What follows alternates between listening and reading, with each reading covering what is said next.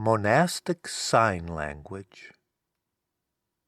27 April 2009, 4:13 p.m. 49 degrees, 2 minutes, 31.72 seconds north, 8 degrees, 29 minutes, 19.16 seconds east.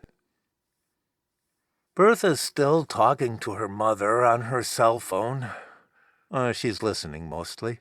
As we barrel down the Autobahn, in the mirror I can see her nodding her head. Then she closes her phone and makes an announcement to the car. "Listen, you guys," she says. "I told that bitch Matilda that we are still back in Spire, where the Pope wants us to be. So don't go talking to any spies now, okay? We want this trip to Canossa to be a surprise, a big surprise. Got that? So remember, you guys, we are still in Spire." Bruno and Lambert nod their heads, kinda thoughtfully, like middle managers agreeing with their boss. I think about raising the question, just as a point of clarification, of just how that cover story is supposed to work. You know, out here, on the road. But then I realize everybody in the minivan is looking at me impatiently. "Got it," I say. "No talking to spies, top secret." "And we are still in Spire," I mutter to myself, "where the Pope wants us to be." Bertha seems satisfied. She curls up in the way-back seat next to Conrad in his Kinderseats and goes to sleep. The minivan gets really quiet, except for the roar of the Autobahn. Lambert opens the black book on his lap, looks down at it, and closes his eyes. I drive on for a while. We pass an Autobahn Rastov. It looks like a rest stop of some kind. Then Bruno climbs forward and whispers in my ear, "Time for sign language." "What?" I say. "Monastic sign language. I'll teach you. Perfect for nap time in the modern vehicle." "Aren't you a mendicant?" I say. "One of those monks with no home?" "So?" he says. "But you're not part of a monastery, are you?" "Who better to reveal the secrets of the Cenobites?" Then, from his perch in the middle seat, he begins to demonstrate, in gleeful parody, the silent, solemn discipline of the Benedictines.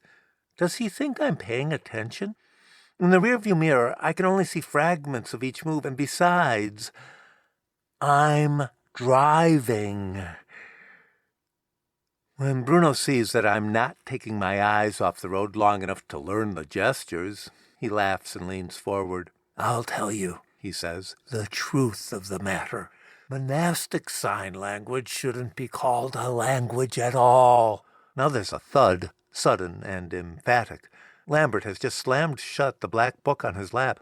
Has he been awake the whole time? "It's not like the languages of the deaf," says Bruno. "Those are real languages. They're vigorous, grammatical, complete. But this monastic lexicon, it's got no grammar, no prepositions, no logic words, no that, no whom, no because, no why. The verbs don't even have tenses." "And who needs tenses?" says Lambert. "Our sign language dwells in a tenseless present, for all times are as one to the mind of God." "Oh, give me a break," says Bruno. "You're just elevating the primitive to the philosophical." "A true monk," says Lambert, "seeks to approach the divine through limitation, not excess, whether of pleasure or of language."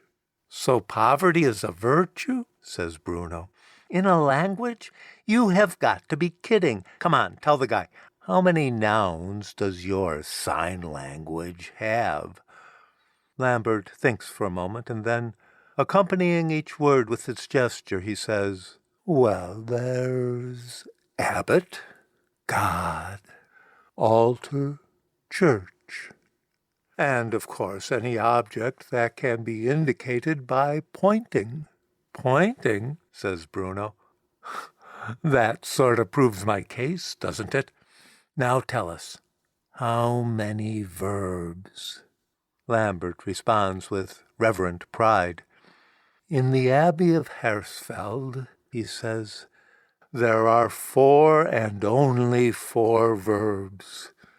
Sit, stand up, confess, and kneel.